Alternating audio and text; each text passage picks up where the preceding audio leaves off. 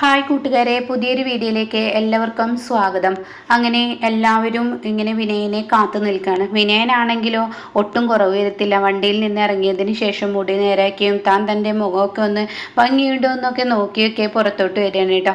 അങ്ങനെ വിനയൻ്റെ കാട്ടിക്കൂട്ടിൽ കാണുമ്പോൾ ചീരുവിനെ അമ്പിളിക്ക് നന്നായി ദേഷ്യം പിടിക്കുന്നുണ്ട്. അവർ ദേഷ്യത്തോടു കൂടി ഇങ്ങനെ നോക്കി നിൽക്കുകയാണ്. ആ സമയം വിനയനെ അകത്തോട്ട് കയറി വരികയാണ് കേട്ടോ. ഇതേ സമയം ചീരി ചോദിക്കുകയാണ്, അല്ല രഘുവേട്ടൻ എവിടെ?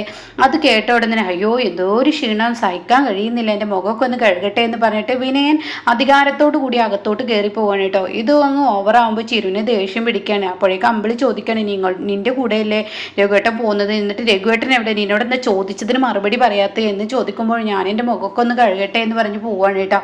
ഇതേ സമയം കാണിക്കുന്നത് ശ്യാം, അതുപോലെ സത്യൻ, സോന, ഇന്ദ്രൻ, സുശീല, അങ്ങനെ എല്ലാവരും ആണ് കേട്ടോ. ഇവർ വണ്ടിക്ക് വിളിച്ചുകൊണ്ടിരിക്കുകയാണ്. അപ്പോൾ സത്യനാണെങ്കിൽ ലാസ്റ്റ് വണ്ടിക്ക് വിളിച്ചിരിക്കുകയാണ്. ഇനി ലാസ്റ്റ് ചാൻസ് ഈ ഒരു വണ്ടിയാണ്, അത് കിട്ടുമെന്ന് നോക്കട്ടെ എന്ന് പറഞ്ഞിട്ട് വിളിക്കുകയാണ് കേട്ടോ.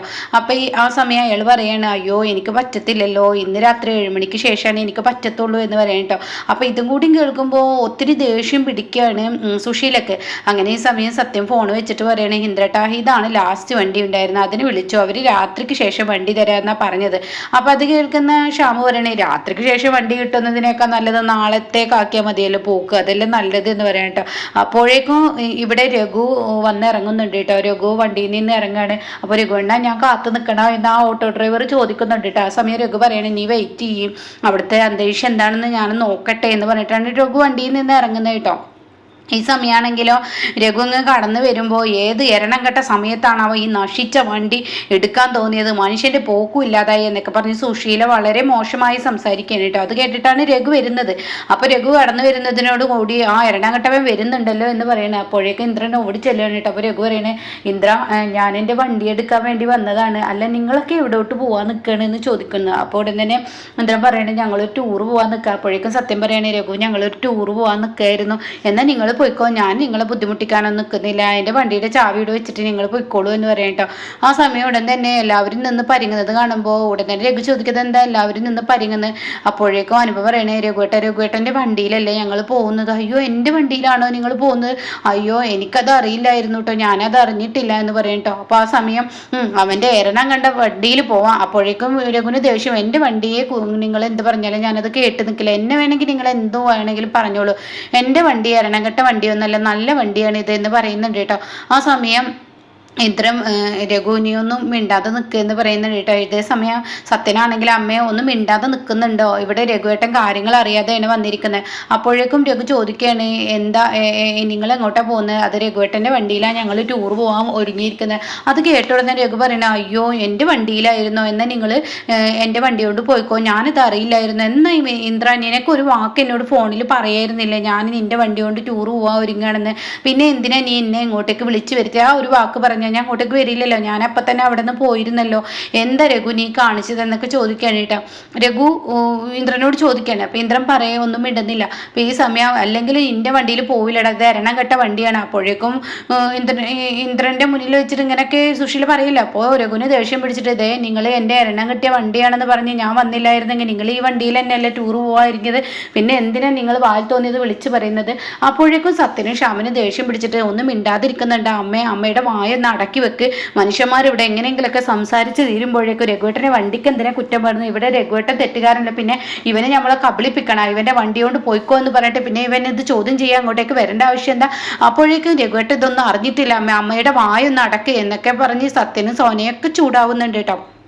ഈ സമയം രഘു ആണെങ്കിലോ, നിങ്ങൾ എൻ്റെ വണ്ടി കൊണ്ട് പോയിക്കോ, എനിക്ക് യാതൊരുവിധ കുഴപ്പമില്ലാണ്ട് രഘു പുറത്തോട്ട് കടന്നു പോവാണ് കേട്ടോ. എന്നിട്ട് താൻ വണ്ടിയിൽ ഇരുന്ന് ഇങ്ങനെ മദ്യപിക്കുകയാണ്. അപ്പോൾ ആ സമയം ആ ഡ്രൈവർ ചോദിക്കുന്നുണ്ട്, എൻ്റെ രഘുവേണ്ട നിങ്ങൾ ഇങ്ങനെയൊക്കെ മദ്യപിച്ചാൽ നിങ്ങളുടെ കരൾ അടിച്ചു പോകും, ആ ലെവലിലാണ് നിങ്ങൾ മദ്യപിക്കുന്നത്, അതൊന്നും കുഴപ്പമില്ല, ഇതൊക്കെ എനിക്ക് ശീലമായി എന്നൊക്കെ, ഇങ്ങനെയൊക്കെ മദ്യപിച്ച് നിങ്ങളിങ്ങനെ വണ്ടി ഓടിച്ചു പോകും, അതിനാ വണ്ടി എനിക്ക് ഇനി കിട്ടുമെന്ന് തോന്നുന്നില്ല, അവർ ടൂർ പോവുക, അത്ര ടൂർ പോകുമ്പോൾ ഈ വണ്ടി എനിക്ക് തരുമെന്ന് തോന്നുന്നില്ല, അപ്പോൾ അതുകൊണ്ട് തന്നെ മദ്യപിച്ച് വെച്ചിട്ട് കുഴപ്പമൊന്നുമില്ല എന്നൊക്കെ ഇങ്ങനെ പറയാൻ കേട്ടോ. അപ്പോൾ ഈ സമയം വിനയനെയാണ് ഇപ്പുറത്ത് കാണിക്കുന്നത്. വിനയനോട് ചിരി ചൂടാവുകയാണിതേ, നിങ്ങൾ രഘുവേട്ടനെയും കൊണ്ട് പോയിട്ട് പിന്നെ നിങ്ങൾ ഈ പണി ഒപ്പിക്കേണ്ട ആവശ്യം ഉണ്ടായിരുന്നില്ലല്ലോ എന്നൊക്കെ ചോദിക്കാണ്. അപ്പോൾ ഉടനെ തന്നെ വിനയം പറഞ്ഞു, ഞാൻ എന്ത് ചെയ്ത് ചീരു? അപ്പോഴേക്കും അമ്പിളി പറയാൻ, ശരിയല്ലേ, നിന്റെ ഉത്തരവാദിത്തമല്ലേ, നീയല്ലേ രഘുവേട്ടനെ അങ്ങോട്ടേക്ക് കൊണ്ടുവരേണ്ടത്, എന്നിട്ട് ഇപ്പം നീ ചെയ്തു വെച്ചത് എന്താ എന്നൊക്കെ ചോദിക്കുമ്പോൾ അതിന് ഞാൻ എന്താ തെറ്റിയത്? എല്ലാവരും ഇപ്പം എൻ്റെ രഘുവേട്ടനെ കൊണ്ടുവരേണ്ടത് നിങ്ങളുടെ ഉത്തരവാദിത്തമാണ്. അപ്പോൾ അമ്പിളി പറയുന്നുണ്ട്, ഞാൻ എൻ്റെ അടുത്തായ കാരണമാണ് രഘുവേട്ടനെ പറഞ്ഞു വിട്ടത്, എന്നിട്ട് നീ ചെയ്തത് എന്താ എന്നൊക്കെ തന്നെ ചോദിക്കുന്നുണ്ട് കേട്ടോ. ഇതേ സമയം സത്യനും സോനയും കൂടി സുഷിലോട് ചെന്ന് പറയാണ്, വാ അമ്മേ നമുക്ക് ആ വണ്ടിയിൽ പോവാം, രഘുവേട്ട വണ്ടി എടുത്തോ. ഞാൻ വരില്ല, അവൻ്റെ വണ്ടിയിൽ, ആ എരണഘട്ട വണ്ടിയിൽ എനിക്ക് കയറാൻ പറ്റത്തില്ല അമ്മേ, ദുർവാശി നന്നല്ല, അത് നന്നതിനല്ല, ഇന്നിപ്പോൾ വണ്ടി എവിടെ നിന്നും കിട്ടത്തില്ല. എടാ നീയൊക്കെ പിന്നെ എന്ത് മണ്ണാങ്കട്ടൊക്കെ അവിടെ ട്രാവൽസ് നടത്തിക്കൊണ്ടിരിക്കുന്ന ഒരു ട്രാവൽസ് നടത്തുന്ന ഒരാളായിട്ട് പോലും നിങ്ങളുടെ അടുത്തൊരു വണ്ടി ഇല്ല എടുക്കാൻ.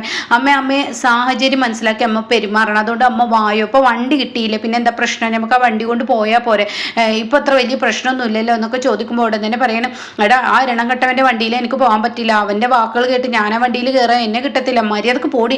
അപ്പോഴേക്കും സോന പറയണ, അമ്മയെ ഇത്രയും വാശി പാടില്ല, അമ്മ വണ്ടിയിലോട്ട് വന്ന് കയറി, നമുക്ക് ടൂറ് പോലെ വേണ്ടത്, ആരുടെങ്കിലൊക്കെ വണ്ടി ആയാൽ പോരെ. എടി നിന്നെ പോലെ നാണമില്ലാത്തവരല്ലടി ഈ സുശീല ആ എണ്ണംകെട്ടവൻ്റെ വണ്ടിയിൽ ഞാൻ കയറില്ല, എന്നെ കൊണ്ട് പറ്റത്തില്ല, അവൻ പറഞ്ഞ വാക്കുണ്ടില്ലേ, അപ്പോൾ അതുകൊണ്ട് തന്നെ ഞാനതിൽ കയറില്ല, എന്തിനാണ് അതിൽ കയറിയിട്ട് ഞാൻ മരിക്കാനാണോ? അപ്പോൾ ഇതൊക്കെ ചോദിക്കുമ്പോൾ സോന ചോദിക്കുന്നുണ്ട്, മരണം എപ്പോഴായാലും ഉണ്ടാവില്ലേ, ഞാനില്ലെന്ന് പറഞ്ഞാൽ ഞാനില്ല, വേറെ വണ്ടിയിൽ നമുക്ക് പോവാമെന്ന് പറഞ്ഞിട്ട് സുശീല അന്നത്തെ പോക്ക് ക്യാൻസൽ ചെയ്യാൻ കേട്ടോ. എനിക്കൊന്ന് കിടക്കണടി, മര്യാദക്ക് മാറി നിൽക്കടാ എന്നൊക്കെ പറഞ്ഞിട്ട് സത്യനെയും സോനയും പറഞ്ഞു വിട്ടിട്ട് സുശീല അവിടെ കിടക്കുകയാണ് കേട്ടോ. ഇതേ സമയം ഇന്ദ്രനോട് വന്നിട്ട് പറയണം, അമ്മ വരുന്നില്ല എന്നാ പറയുന്നത് എന്ന് പറയട്ടെ. അപ്പോഴേക്കും രഘു ഇങ്ങോട്ടേക്ക് കടന്നു വരണം, എന്തായാലും നിങ്ങളുടെ തീരുമാനം?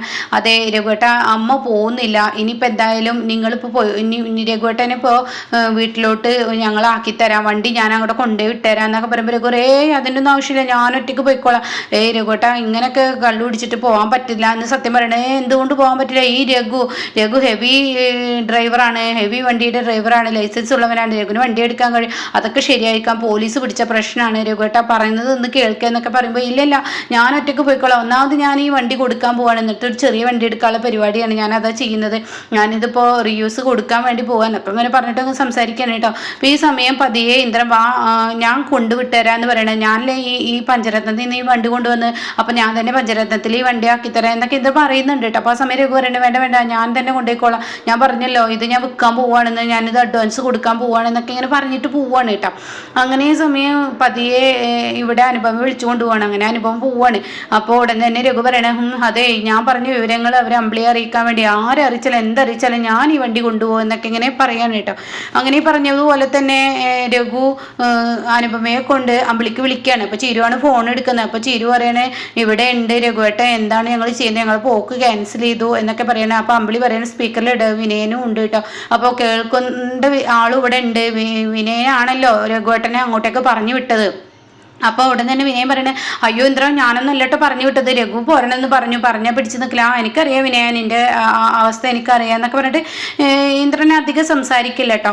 അങ്ങനെ സമയം ഉടൻ തന്നെ രഘു പറയാണ്, ഞാനൊരു കാര്യം പറയട്ടെ, എനിക്കൊരു കാര്യം നിങ്ങളോട് പറയാനുണ്ട്, എന്താണെങ്കിലും നിങ്ങൾ എന്നോട് പറയൂ, നിങ്ങൾക്ക് എന്തായാലും ഈ വണ്ടിയുമായി വണ്ടി കൊണ്ടുപോകണമെന്ന് പറഞ്ഞിട്ട് രഘു ഇവിടെ വളരെ ദേഷ്യം പിടിക്കുന്നുണ്ട്, വളരെ മോശമായിട്ടാണ് രഘു സംസാരിക്കുന്നത്.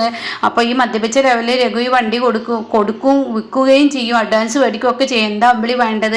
ഞാൻ അച്ഛനെ വിളിക്കാതിരുന്നത് അമ്പിളിയോട് ചോദിക്കാമെന്ന് കരുതിയിട്ടാണ്, അപ്പോൾ എന്താ വേണ്ടതെന്ന് ചോദിക്കുമ്പോൾ അമ്പിളി പറയണേ, ഈ തലവേദന പിടിച്ച വണ്ടി അങ്ങ് വിറ്റൊക്കെ കഴിഞ്ഞാൽ അതോടുകൂടി ഈ ഒരു കുടുംബത്തെ സ്വസ്ഥത കിട്ടുമല്ലോ, അങ്ങേർക്ക് ആ വണ്ടിയാണ് തലവേദനയെങ്കിൽ അങ്ങ് വിൽക്കട്ടെ, അങ്ങ് വിറ്റ് തൊലയട്ടെ, അപ്പം പഠിച്ചോളൂ, അയാൾ എന്താ ചെയ്തോട്ടെ, നിങ്ങളുടെ പണിക്ക് വിട്ടോ എന്നൊക്കെ പറഞ്ഞിട്ട് അമ്പിളി കൈയൊഴിയാണ് കേട്ടോ. ഇതേ സമയം എന്താണ് ഇവിടെ ചെയ്യേണ്ടത് എന്നറിയാതെ ചീരുവിൻ്റെ മുന്നിൽ അനുപമ ചോദിക്കുകയാണ്. അപ്പോൾ ഇന്ദ്രേട്ട, അമ്പിളി ചേച്ചി അത് പറഞ്ഞ് കൈയൊഴിഞ്ഞ്, അപ്പോൾ അതുകൊണ്ട് തന്നെ നിങ്ങളുടെ പ്രാപ്തിയും പക്വതക്കും അനുസരിച്ച് നിങ്ങൾക്ക് എന്താ നിങ്ങളുടെ ബുദ്ധിയിൽ തോന്നുന്നു, അതിനനുസരിച്ച് നിങ്ങളൊരു തീരുമാനം എടുത്തോളൂ എന്ന് പറയാൻ കേട്ടോ.